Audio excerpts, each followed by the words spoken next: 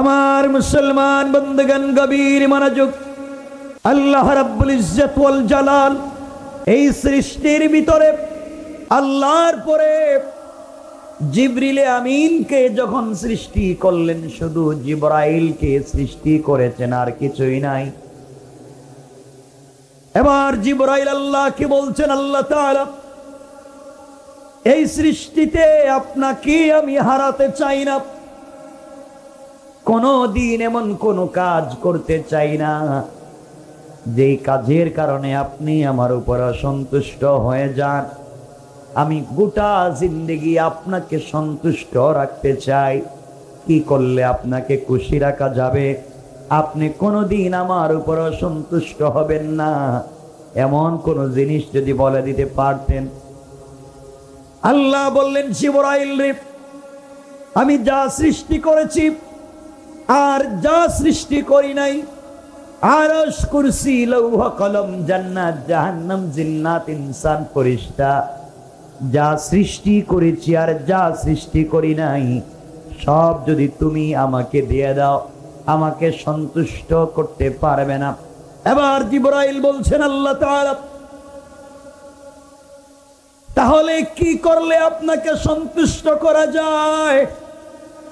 আল্লাহ বললেন, জিবরাইল রে, পুরা সৃষ্টি আমাকে দিয়ে দিলে যেখানে খুশি করা যায় না, কোন সৃষ্টি যদি আমার কদমে একটাবার সেজদায় পড়ে যায়, তার ওই এক সেজদার মাধ্যমে আমি আল্লাহ খুশি হয়ে যায়।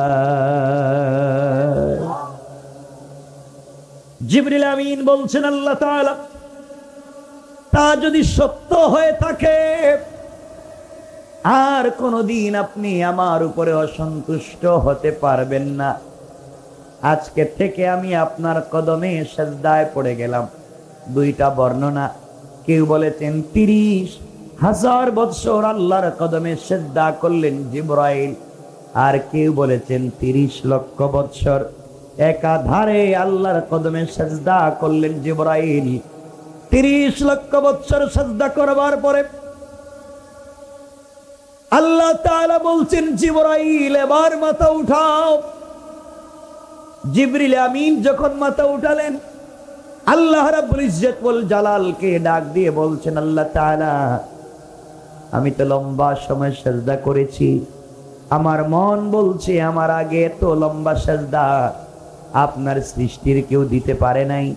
আমার মন বলছে কিয়ামত অবধি 30 লক্ষ বছর এত লম্বা হায়াত কেউ পাবে না, আমার মতো লম্বা সেজদাও দিতে পারবে না। তাইলে আমি আপনাকে একমাত্র কেবলমাত্র সন্তুষ্ট করতে পেরেছি। আজকের পর থেকে কোনোদিন আপনি আমার উপর অসন্তুষ্ট হবেন না। আল্লাহ রাব্বুল ইজ্জত ওয়াল জালাল বলছেন, জিবরাইল রে, 30 লক্ষ বৎসর সেজদা করেছো, আমি সন্তুষ্ট হয়েছি কিনা তুমি জানতে চাও?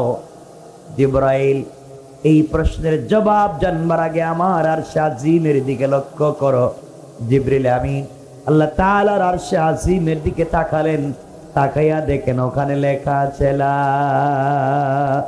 ইলাহা ইল্লাল্লাহু মুহাম্মাদুর রাসূলুল্লাহ। জিবরিল আমিন বলছেন, আল্লাহ তাআলা আপনার কদমে আমি 30 লক্ষ বৎসর সেজদা করেছি, আপনি আমার উপরে সন্তুষ্ট হয়েছেন কিনা আমি জানতে চাই। আর আপনি আমাকে কালিমা দেখায়া দিলেন, ব্যাপার কি জানতে চাই। আল্লাহ তাআলা জবাব দিলেন, জিবরাইল রে, এই যে কালেমা আখিরি জামানার পয়গম্বর সরকারে কায়নাত দো জাহানের সরদার নবী রহমত কলিজার টুকরা প্রিয় হাবিবুল্লাহ, যাকে উপলক্ষ করে গোটা দুনিয়াকে সাজালাম, আমি আল্লাহ তাআলা এই কালেমা তাকে উপহার দিতে চাই, হাদিয়া করতে চাই, গিফট দিতে চাই, উপঢৌকন দিতে চাই। জিবরিল আমিন বলছেন, আল্লাহ তাআলা ওই কালিমার সঙ্গে আমার সেজদার সম্পর্ক কি? আল্লাহ বললেন, জিবরাইল এবার শোনা, এই কালেমা আমি যে রাসূলকে দিতে চাই, তার উম্মতেরা, আখিরি জামানার পয়গম্বরের উম্মতেরা, আখিরি জামানার আমার গোলামেরা প্রতিদিন কমপক্ষে 5 ওয়াক্ত সালাত ফরজ পড়বে। কত ওয়াক্ত? 5 ওয়াক্ত সালাত ফরজ পড়বে। 5 ওয়াক্ত সালাতে কমপক্ষে 17 রাকাত নামাজ ফরজ পড়বে। কত রাকাত? ফজরের নামাজ 2 রাকাত, জোহরের নামাজ 4 রাকাত। কত হলো? আসরের নামাজ 4 কত হলো? মাগরিবের 3 কত হলো? ইশার 4 কত হলো? আল্লাহ বলতে চাইলেন, জিবরাইল রে, আমার আখিরি জামানার উম্মত গোলামেরা কমপক্ষে প্রতিদিন 17 রাকাত সালাত ফরজ পড়বে। প্রত্যেকটা রাকাতে কমপক্ষে 2টা করে সিজদা দিবে। প্রত্যেকটা সিজদায় কমপক্ষে 3 বার করে পড়বে সুবহানা রাব্বিয়াল আলা। আমার কোন গোলাম একবার যখন সিজদায় গিয়ে পড়ে সুবহানা রাব্বিয়াল আলা, ও জিবরাইল, তুমি 30 লক্ষ বৎসর সিজদায় পড়ে যেই মর্যাদা, যেই সওয়াব, যেই সম্মানের মালিক হতে পারলা না, আমার আখিরি জামানার গোলামেরা সিজদায় গিয়ে যখন একবার পড়বে সুবহানা রাব্বিয়াল আলা, তার ওই একবারের সুবহানা রাব্বিয়াল আলার মর্যাদা তোমার 30 লক্ষ বৎসরের সিজদার চাইতে আমি আল্লাহর কাছে বেশি প্রিয় হয়ে যায়। আল্লাহু আকবার। রবকে সন্তুষ্ট করা যায় সিজদার মাধ্যমে, আর আজকে আমরা সেই সিজদাকে ভুলে গিয়েছি। আজ মুসলমানদের কলিজা থেকে রক্ত ঝরছে। মুসলমানেরা চিৎকার করে আল্লাহকে ডাক দিয়ে বলছে, আল্লাযীনা ইয়াকুলুনা রব্বানা আখরিজনা মিন হাযিহিল ক্বরিয়াতিজ যালিমি আহলুহা, আয় আল্লাহ, আমাদেরকে জালেমের রাজ্য থেকে বের করার সহ্য হয় না, আর আপনি চক্ষু বন্ধ করে এই জমিনে জিকির করে আল্লাহকে পেতে চান, আপনি চক্ষু বন্ধ করে জিকির করে আল্লাহকে পেতে চান। ও মুসলমান, চক্ষু বন্ধ করে আল্লাহকে পাওয়া যাচ্ছে না, এবার চক্ষু খুলো, চক্ষু খুলে দেখো দুনিয়ার মুসলমানদের উপরে কিয়ামত কায়েম হয়েছে। ঠিক কিনা? জোরে বলেন। মুসলমানদের কলিজা থেকে রক্ত ঝরছে, তুমি চক্ষু বন্ধ করে জিকির করে আল্লাহরে খুঁজতেছ, আর মুসলমানদের কলিজা থেকে রক্ত পড়ে কোনো খবর নাই। কি এর ভাব ধরছ? কথা বলেন না কেন? এই জন্য মনোযোগ দিয়ে শোনেন, দিনকে কেমনে জমিনের ভিতরে নিয়ে আসবেন, কেমনে আমরা জমিনে দিন জিন্দা করব, চমৎকার কথা সংক্ষেপে বলবো, মনোযোগ দিয়ে শোনেন। আমার মুসলমান বন্ধুগণ, যা তেলাওয়াত করেছি সংক্ষেপে শোনেন। আজ থেকে অনেক দিন আগে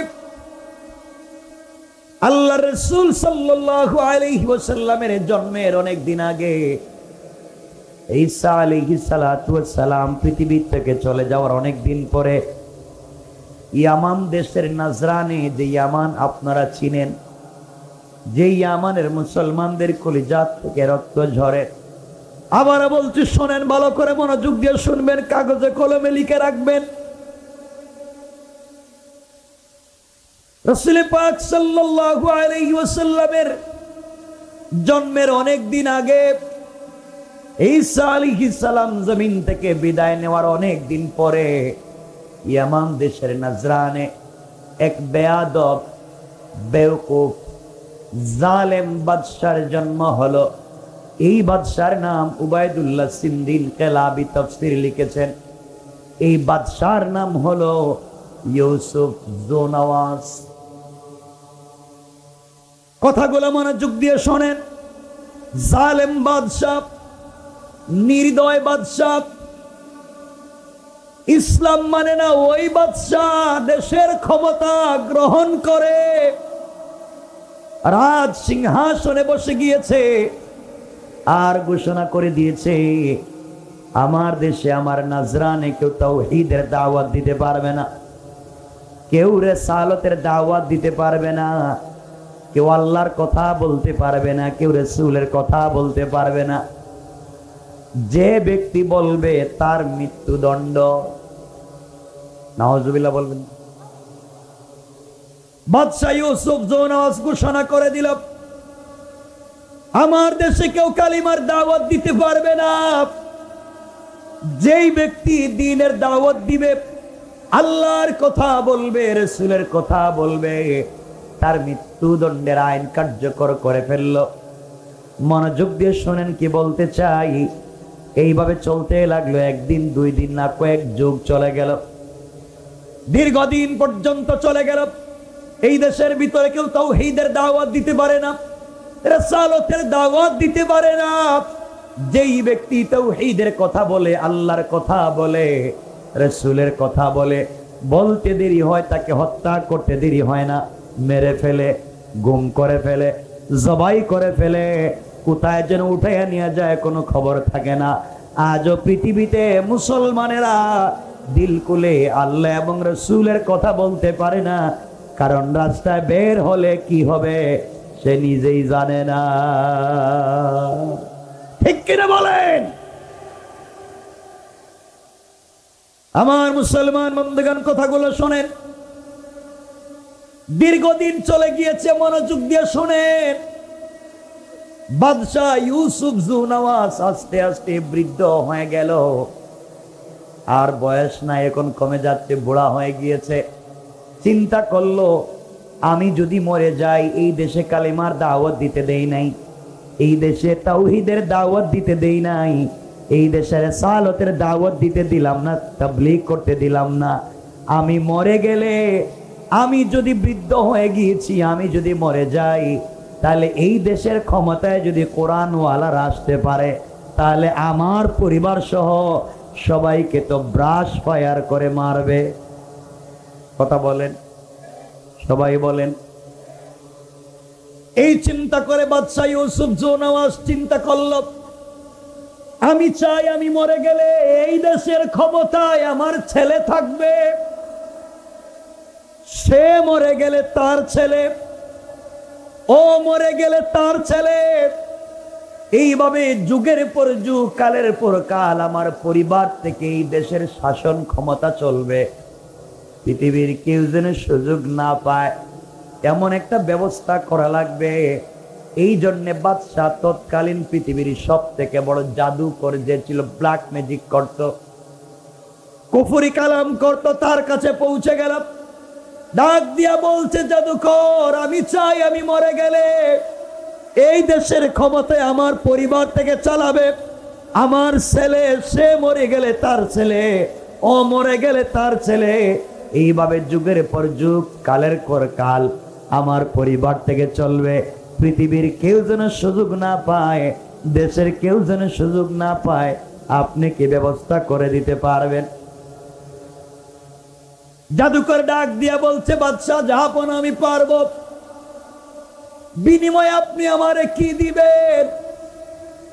বাদশা বলছে, যা চাইবে তাই দিতে রাজি, এরপরেও ক্ষমতা চাই। কথা বলে, যা মন চায় সব দিব, সব নিয়ে যাবে, এরপরেও আমি আমার ক্ষমতা চাই, আমি যেন থাকতে পারি। জাদুকর বলছে, বাদশা একটা কাজ করেন, আপনি দেশে ফিরে যান, আপনার দেশে গিয়ে প্রত্যুৎপন্নমতি একটা চালাক যুবক আমাকে দিবেন। চালাক যুবক, একটা মাত্র যুবক যদি আমাকে দিতে পারেন, কথাগুলা মনোযোগ দিয়ে শোনো, একটা যুবকের মাধ্যমে এই দেশের ক্ষমতা আপনার হাতে রাখবো, পৃথিবীর কেউ সুযোগ পাবে না, এই ব্যবস্থা আমি করে দিতে পারবো একটা যুবক দিলে। বাদশা ডাক দিয়া বলছে, জাদুকর, একটা মাত্র যুবক দিলে পুরা দেশের ক্ষমতা আমার থাকবে কেমনে কি বুঝি না। জাদুকর ডাক দিয়ে বলছে, বাদশাহ, প্রত্যুৎপন্নমতি, চালাক, শিক্ষিত একটা যুবক, জ্ঞানী, মেধাওয়ালা একটা যুবক যদি আপনি আমাকে দিতে পারেন, ওই যুবকটাকে আমি আমার মতো জাদুবিদ্যা শিক্ষা দেব। বাদশাহ ডাক দিয়ে বলছে, তোর জাদুবিদ্যা শিক্ষা দিলে আমি আমার ক্ষমতায় থাকবো কেমনে? জাদুকর ডাক দিয়ে বলছে, বাদশাহ ওই যুবকটাকে জাদুবিদ্যা শিক্ষা দিয়ে আমার মতো বড় জাদুকর বানিয়ে আপনার দেশে পাঠিয়ে দেব। ও আপনার দেশে গিয়া জাদুবিদ্যার মাধ্যমে স্বামী স্ত্রীতে ঝগড়া লাগাইয়া দিবে। কুফরি কালাম করে জাদুবিদ্যার মাধ্যমে স্বামী স্ত্রীতে ঝগড়া, বাবা ছেলে ঝগড়া, মা মেয়ে ঝগড়া, ভাইয়ে ভাইয়ে ঝগড়া, বুনে বুনে ঝগড়া, সমাজে সমাজে মারামারি, হুজুরে হুজুরে মারামারি, আর পীরে পীরে গুতাগুতি।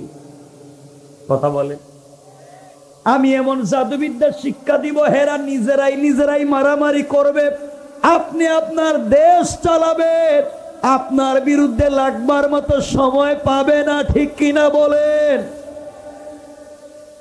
এরা নিজেরাই নিজেরাই মারামারি করবে, আপনি আপনার দেশের ক্ষমতায় থাকবেন, আপনার বিরুদ্ধে লাগবার টাইম কই? বাদশা কই, বিষয়টা তো খারাপ না, সিস্টেমটা তো ভালো আছে। কথা বলেন না কেন? আপনারা কি আমার কথা বুঝেন? আমাদের দেশে এগুলো আসেনি, হুজুরে হুজুরে মারামারি। কথা বলে না কেন? পীরে পীরে মারামারি, এ হুজুর কয় এর কাফের, এটারে কই ইহুদি, এটা নাস্তিক, এটা শিয়া, মুসলমান গেল কই? ওয়াজ শুনবে কাছ থেকে? উনি উঠেই ওনারা গালি দিচ্ছে, উনি উঠাই ওনাকে গালি দিচ্ছে। মানে রাখবেন, গালাগালি বন্ধ করেন, কাদা ছোড়াছুড়ি বন্ধ করেন। যারা আমাদের কিবলার দিকে মুখ করে সালাত পড়ে, যারা আমাদের জবাই করা পশুর গোশত খায়, তারা আমাদের ভাই। ঠিক কিনা বলেন? সবাইকে ভাই মনে করো। আমার বন্ধুগণ, কথাগুলো দিল দিয়ে শোনেন। বাদশাহ চিন্তা করলো, চমৎকার একটা সুযোগ পাইলাম, এক যুবকের মাধ্যমে কাম সারা। দেশের ভিতরে আসলো, পুরা দেশ তালাশ করে একটা যুবককে পাইলো, আল্লামা জারুল্লাহ জামাখশরী তাফসীরে কাশফে যুবকের নাম দিয়েছেন আব্দুল্লাহ বিন তামের, কেউ বলেছেন তামুর। বাদশাহ ইউসুফ জনওয়াসি আব্দুল্লাহকে বলছে, আব্দুল্লাহ তুমি শুধু জাদুবিদ্যা শিক্ষা করে আমার দেশে মারামারি লাগাইয়া দিবা, আমার দেশে ঝগড়া লাগাইয়া দিবা, গৃহযুদ্ধ লাগাইয়া দিবা, হেরা নিজেরাই নিজেরাই মারামারি করবে, আমি আমার দেশ চালাবো, বিনিময়ে যা চাইবা তাই পাইবা। আব্দুল্লাহ বিন তামের বলছে, বাদশাহ আপনি কি সত্যি দিবেন? বাদশাহ বলছে, চাইলে তোমাকে দেশের অর্ধেকও দিয়ে দিতে পারি, এরপরেও তুমি আমার ক্ষমতাটা টিকাইয়া রাখবার ব্যবস্থা করো। আমার বন্ধুগণ, কথাগুলা দিল দিয়ে শোনেন। লম্বা কথা আশরাফ আলী থানভী লম্বা করে বলেছেন, আমি সংক্ষেপ করে দিলাম। এই যুবকটা প্রতিদিন জাদুকরের কাছে যায়, বিকেল বেলা জাদুবিদ্যা শিক্ষা করে আসে। আর কেউ বলেছেন একসাথে চলে গিয়েছে 6 মাসের জন্যে। মনে করেন 6 মাস শেষ, 6 মাসের ওয়াজ করলে লম্ব হইব, আর রাত্র 12টা হইতেছে। কষ্ট হইতেছে আপনাদের? তো হাত তুলে দেখান তো কার কার কষ্ট হইতেছে। আমার জানা আছে, এটা তো সকিনা জরিনা আছে, তো তোমরা তো এগুলো নিয়ে সারাদিন ব্যস্ত থাকো। এই ওয়াজ করবো সামনে সুযোগ পাইলে, কারণ তোমরা যে খারাপের খারাপ হইছো। কারণ আজকালকের যুবকেরা এমন হয়েছে, আজকালকের যুবকেরা রাত দিন মোবাইল চালাতে চালাতে রাত্রবেলা যখন ঘুমাতে যায়, ঘুমাতে গেলে দেখে রাত শেষ, ঘুম থেকে উঠে দেখে দিন শেষ, আর এদের চিন্তা করতে করতে মা বাপের জিন্দগি শেষ। কথা বলে ঠিক কিনা? এমন জোয়ান হইছে এরা। আর চুল কাটে, বাংলা লিঙ্ক কাটে, এখানে নাই ওখানে নাই ওখানে নাই, সব মাঝখানে রাখতে দিছে। মনে হয় ছাগল গাছ খাইয়া মাঝখানে নিয়ে জমা করে দিচ্ছে। কথা বলেন না কেন? এগুলো কেন করো? শোনো, কিছু বলবো তোমাদেরকে, একটু মনোযোগ দিয়ে শোনো। আসলে আমি কি বলতে চাই, মজা করে কোরআন শিখতে হয়, তাহলে সহজে জানা যায়, নচেত আমরা একঘেয়ে হয়ে যেতে পারি। ঠিক আছে তো? মনোযোগ দিয়ে আমার মুসলমান বন্ধুগণ, কথাগুলো শোনেন। আমরা সংক্ষেপ করে দিলাম। যুবক 6 মাসের জাদুবিদ্যার জন্য চলে গিয়েছে। জাদুকর এই যুবকটাকে আব্দুল্লাহ বিন তামেরকে তার মতো বড় জাদুকর বানাইয়া বলছে আপনি এবার দেশে যাও, দেশে গিয়া যা মন চায় তা করতে পারবা, কারণ জাদুবিদ্যা এমন এক বিদ্যা, এটা দিয়া শুধু পরিবার নয় সমাজ নষ্ট করা যায়। ঠিক কিনা? আর আজকালকে আমাদের আলেম সমাজের মধ্যে কিছু লোক আছে যারা কোরআন হাদিস থেকে তাবিজ দিচ্ছেন, আর দিতে দিতে কুফরি কালাম করে পরিবারকে ধ্বংস করে দিচ্ছেন। ঠিক কিনা? সমাজ নষ্ট করে দিচ্ছেন তাবিজ দিয়া। ছেলে গিয়ে বলছে, হুজুর আমার একটা গরম তাবিজ দেন। ঘটনা কি? ওই যে বল্টু মিয়ার মেয়ের সাথে আমার প্রেম, এর আরেক জায়গায় দিয়ে দিব, এমন একটা তাবিজ দিবেন যেন হে তো আসে আসে তার মা শুদ্ধা যেন। হুজুর কই দিতেছে, তার গরম তাবিজ দিতেছে, আমারে 500 টাকা বাড়াইয়া দিবা। বলছি থ্যাংক ইউ, দিতেছি। এমন গরম তাবিজ দিছে, ওই একটা বালিশের নিচে, একটা কম্বলের ভিতরে, আর আরেকটা চুলার ভিতরে জ্বালাইবা তো এর ভিতরে জ্বলবো, আর আরেকটা খাটের নিচে রাখবা, একটা পুকুরে ফেলাইবা, রাস্তায় লটকাই দিবা। আর আরেকটা তাবিজ যে লেখছে এ তার কপালে ঠাডা পড়ার জন্য, যে হুজুর লেখছে এর কপালে যেন ঠাডা পড়ে, এগুলো লেখা তাবিজ দিয়ে দিতে। পরিবারের শান্তি নাই, একজনের আরেকজনকে সহ্য হচ্ছে না, তাবিজ দিয়ে ধ্বংস করে দেওয়া হচ্ছে, কুফরি কালাম হচ্ছে। মনে রাখবেন, যারা তাবিজ দেওয়ার নাম করে কুফরি করে তারা কাফের আর মুশরিক হয়ে যায়। মসজিদের ইমাম হলে তাদের পিছনে নামাজ হারাম, নামাজ হারাম, নামাজ হারাম। ঠিক কিনা জোরে বলে? কুফরি কালাম করে তাবিজ লটকালে রাসূল বলেছেন, আশরাকা মান আশরাকা বিল্লাহ ফাকাদ হারামাল্লাহু আলাইহি। মনে রাখবেন, এগুলো বাদ দেওয়া লাগবে। আমার বন্ধুগণ, কথাগুলো শোনেন। যুবক আব্দুল্লাহ বিন তামের বড় জাদুকর হইয়া জুয়ানেরা চিন্তা করতেছে, হুজুরের কাছে গিয়ে 2টা তাবিজ আনতাম, হুজুর উল্টা ওয়াজ শুরু করতে। তা বাদ দাও, শোনো, বড় জাদুকর হয়ে দেশে আসছে। যুবকের উদ্দেশ্য কি? দেশ থেকে দিন মুছে দেওয়া। এই দেশের ক্ষমতায় একটা বেঈমানকে ঠিকাইয়া রাখা, একটা কাফেরকে ঠিকাইয়া রাখা, জমিন থেকে দিন মুছে দেওয়া। এই জন্য যুবক জাদুবিদ্যা শিক্ষা করে দেশে আসতেছে। সিদ্ধান্ত নিতে বাদশাহ এইভাবে কাজ করবে।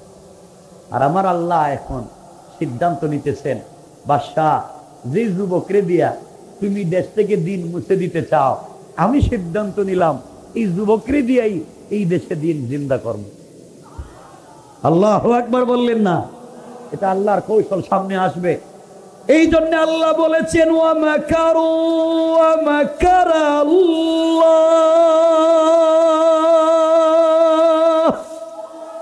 ওয়াল্লাহু খায়রুল মাকিরিন।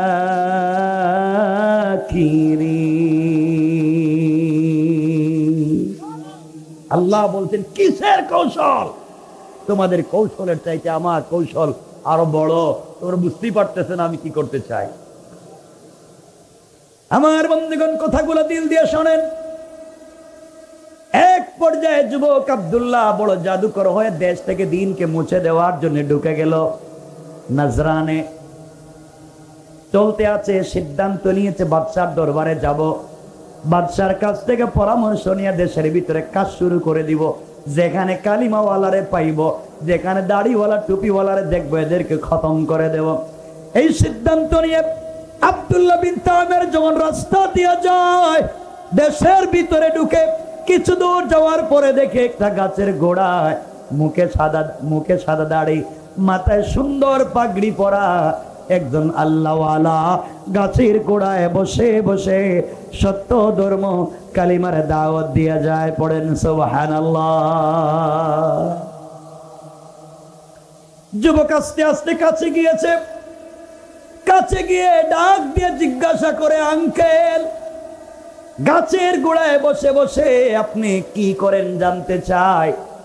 মুরব্বী ডাক দিয়ে বলতেন, যুবক, কে তোমাকে চিনতে পারলাম না বাবা। আমি এক আল্লাহর তাওহীদ আর রাসূলের রিসালাতের দাওয়াত দিয়ে যাই। এই দেশে আর কোনো জায়গায় দেওয়া যায় না, যেখানেই দাঁড়াই মেরে ফেলে। গাছের গোড়ায় বসে বসে দেই। যুবক চিৎকারি করে বলছে, আঙ্কেল বয়স তো কম হয় নাই, আর কতদিন এইভাবে কালিমার দাওয়াত দিবেন? এই দেশে চলবে না। আমি জাদুবিদ্যা শিক্ষা করে আসছি। আমার নাম আব্দুল্লাহ বিন তামের। বাচ্চা ইউসুফ জুনাওয়াজ আমাকে কোটি কোটি টাকা ইনভেস্ট করে বিদেশে পড়ালেখা করাইছে, আমাকে ট্রেনিং দিয়ে আনছে এই দেশ থেকে আপনাদেরকে বের করে দেওয়ার জন্যে। আর আপনি কালিমার দাওয়াত দিতেছেন, নিজের মন মতো দেন। আমি বাদশার সঙ্গে দেখা করে আসতেছি, আসলে পরে আপনাদেরকে ঘাট ধরে বের করে দেব। নাউজুবিল্লাহ বললেন। এই বলে যুবক যখন চলে যায়, আল্লাহর ওলি দাঁড়িয়ে গিয়েছে, আর যুবকের চেহারার দিকে একটা নজর তাকালেন। তাকায়া তাকায়া আল্লাহর ওলি প্রথমে কতক্ষণ কাঁদলেন, তারপরে তিনি মুস্কি হাসতে শুরু করলেন। যুবক আব্দুল্লাহ আশ্চর্য হয়ে গেল। লোকটাকে আমি হুমকি দিয়ে গেলাম, সে আমার চেহারার দিকে তাকাইয়া কিছুক্ষণ কাঁদে, এখন দেখি হাসে, কারণ কি? পিছনে ফিরে জিজ্ঞাসা করে, আঙ্কেল কাঁদলেন কেন, হাসলেন কেন, জানতে চাই। তিনি বললেন, যুবকেরা কান্নার কারণ হলো এই দুনিয়ার জমিনে আমার বয়স কম হয় নাই। হায়াতে জিন্দেগিতে অনেক গোলা জওয়ানকে দেখেছি। আল্লাহ তাআলা তোমাকে তো সুন্দর করে তৈরি করেছে, স্ট্রাকচার ডিজাইন এত সুন্দর। আমার মন বলছে আমার জিন্দেগিতে তোমার মতো এত সুন্দর যুবক আমি দেখি না। এই জন্য আমি চোখের পানি ছেড়ে দিয়েছি। তুমি এত সুন্দর হওয়ার পরেও তোমার ভিতরে আল্লাহর তাওহীদ নাই, তোমার কাছে রাসূলের রিসালাত নাই। আমি এই জন্য কাঁদলাম। ইন্তেকাল করলে, কবরে গেলে সুন্দর চেহারা সুন্দর থাকবে না, সাপ বিচ্ছু তোমার সুন্দর চেহারা নষ্ট করে ফেলবে, ফেরেশতারা তোমাকে আযাব দিতে থাকবে, কারণ তোমার ভিতরে আল্লাহর পরিচয় নাই। এই জন্য আমি কাঁদলাম। আহারে, এত সুন্দর চেহারার মানুষকে আল্লাহ তাআলা কেমনে আগুন দিয়ে জ্বালাবে? যুবকেরা আমার হাসার কারণ তুমি শোনো, ও মুসলমানেরা শোনো, হাসার কারণ কি? যুবকরে আল্লাহ তাআলা এই পৃথিবীতে যখন খলিফা তৈরি করার ইচ্ছা করলেন, প্রতিনিধি তৈরি করার ইচ্ছা করলেন, আল্লাহ কোরআনে বললেন, কোরআনে কারীমের 2 নম্বর সূরা সূরা আল বাকারার শুরুর দিকে বললেন, وَإِذْ قَالَ رَبُّكَ لِلْمَلَائِكَةِ إِنِّي جَاعِلٌ فِي الْأَرْضِ خَلِيفَةً। আল্লাহ রাব্বুল ইজ্জত ওয়াল জালাল ফেরেশতাদের কাছে জানতে চাইলেন, ফেরেশতাদেরকে বললেন, ফেরেশতারা আমি আল্লাহ পৃথিবীতে খলিফা বানাতে চাই, প্রতিনিধি বানাতে চাই। আমার জমিনে আমার হুকুম তারা পালন করবে, আমার জমিনে আমার প্রতিনিধিত্ব তারা করবে। আমি যাই আসমানের উপর থেকে নাজিল করব, জমিনে তারাই বাস্তবায়ন করবে। ফেরেশতারা জবাব দিল, আতাজালু ফিহা মাই ইউফসিদু ফিহা ওয়া ইয়াসফিকুদ দিমা। আয় আল্লাহ তাআলা, আপনি কি এমন জাতি বানাতে চান যারা দাঙ্গা হাঙ্গামা করবে, মারামারি করবে, ফিতনা ফাসাদ করবে? এদেরকে আপনি খলিফা বানাইয়া লাভ নেই, আমাদেরকে বানান। ওয়া নাহনু নুসাব্বিহু বিহামদিকা ওয়া নুকদ্দিসু লাক। আমরা 24টা ঘন্টা আপনার তাসবিহ পড়ি, ইবাদত করি, আমাদেরকে কেন প্রতিনিধি বানাতে চান না? আল্লাহ জবাব দিলেন, ক্বালা ইন্নী আ'লামু মা লা তা'লামুন। আল্লাহ রাব্বুল ইজ্জত ওয়াল জালাল বলেন, ফেরেশতারা আমি আল্লাহ কেন বানাতে চাই কেউ জানে না, একমাত্র জানেন কে? আজ আব্দুল্লাহ ফেরেশতাদেরকে বললেন, যাও আদম তৈরি করো। ফেরেশতারা সর্বপ্রথম আদমের কঙ্কাল তৈরি করে, আকার অবয়ব তৈরি করে আল্লাহর সামনে হাজির করে বলেছে, আল্লাহ তাআলা এই যে আদম তৈরি করলাম কেমন হয়েছে তাকায়া দেখেন। ও যুবক আব্দুল্লাহ এমন সময় ফেরেশতাদেরকে জবাব দিলেন, আল্লাহ তাআলা ফেরেশতারা যে গোলামের সন্তানের দুনিয়ায় যাওয়ার পরে আমাকে দেখবে না, আমাকে না দেখে আমার জমিনে আমার দিন জিন্দা আন্দোলন করে জীবন দিয়ে দিবে, আমাকে ভালোবেসে সারা রাত দাঁড়িয়ে দাঁড়িয়ে তাহাজ্জুদ পড়বে, তোমরা যেইভাবে তৈরি করেছো আমি আল্লাহ তাআলার পছন্দ হয় নাই। যাও যাও আবার কিছু মাটি একত্রিত করে খাই বানাইয়া খামির বানাইয়া আমি আল্লাহর সামনে হাজির করবা।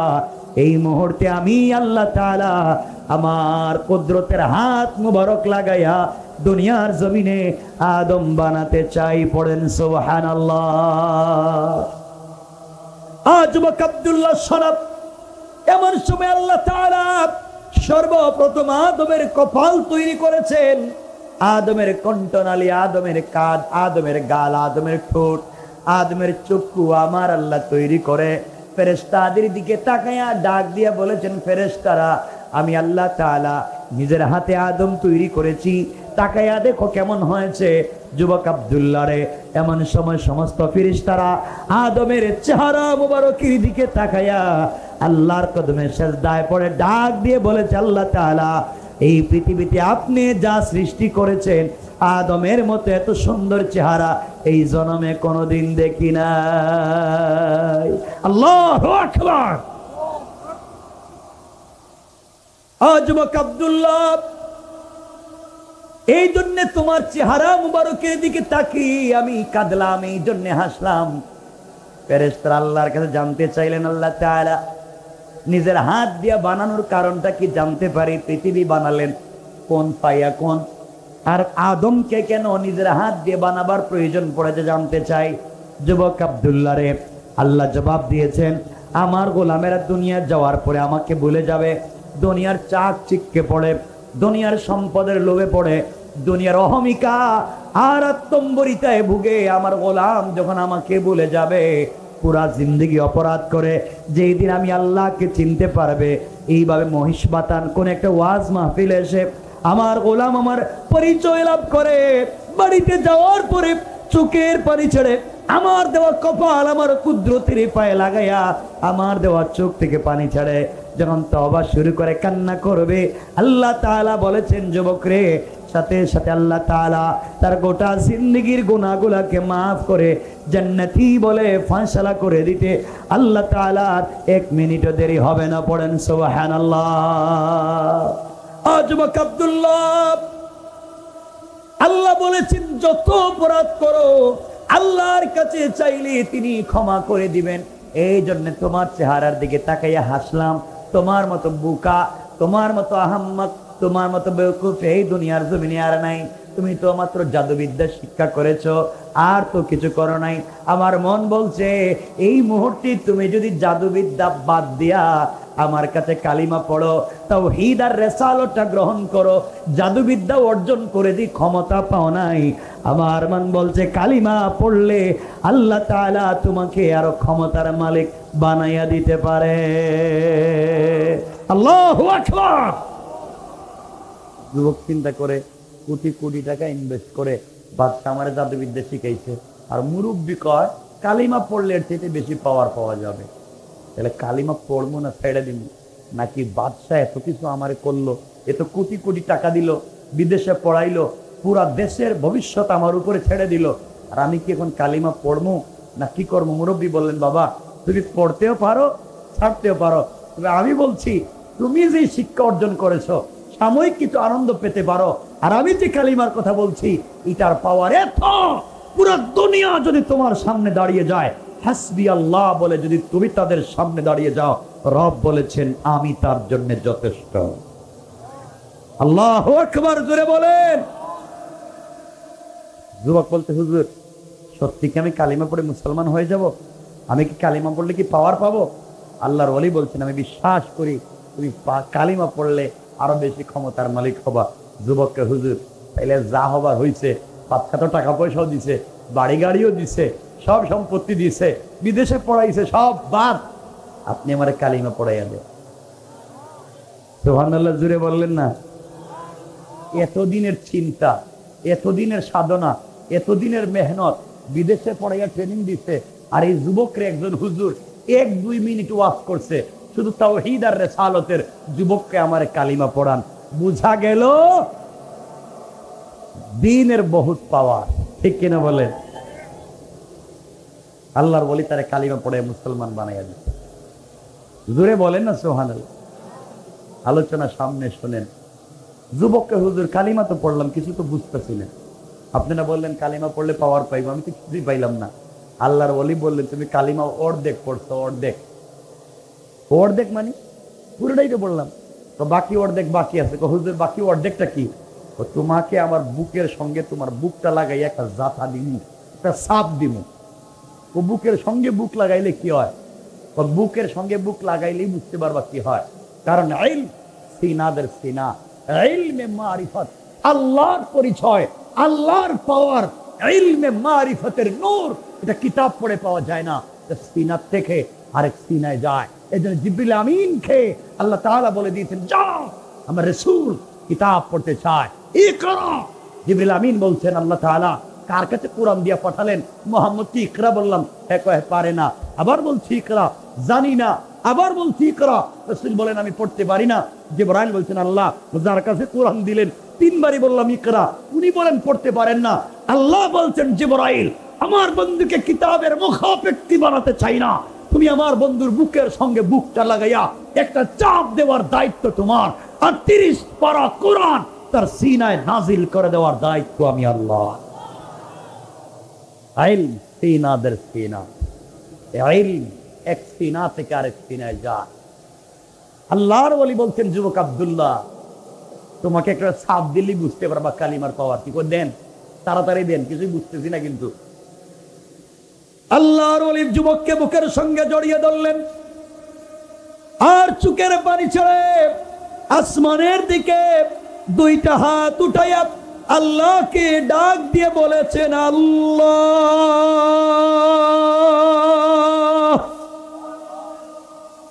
আমার আর ক্ষমতা নাই, আমি তো তোমার গোলামের সিনার ভিতরে তাওহীদ দিয়েছি, তার জবানে কালিমা চালু করে দিয়েছি, আমি তো আর কিছুই বলতে পারবো না, আমার কাজ ছিল কালিমা চালু করে দেওয়া।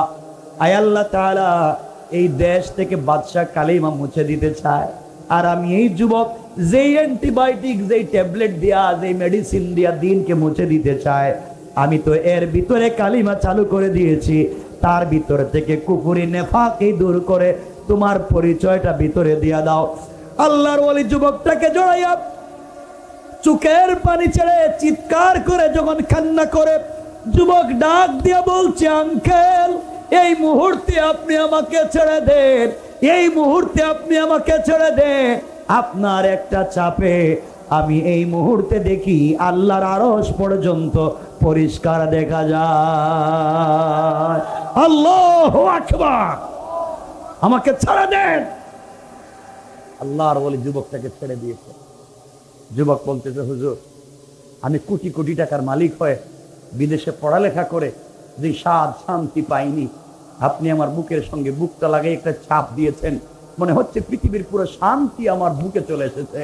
হুজুর কথা দিলাম, আজকের থেকে কথা দিলাম আমি আর কোথাও যাব না, আপনার সাথে থাকতে চাই।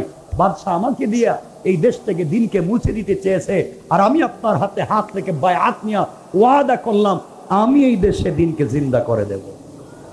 আল্লাহু আকবার। বাদশাহ সিদ্ধান্ত নিয়েছে এই যুবক দিয়ে দিন মুছে দিবে, আর আল্লাহ সিদ্ধান্ত নিলেন এই জিনিস দিয়ে দিন জিন্দা করবেন।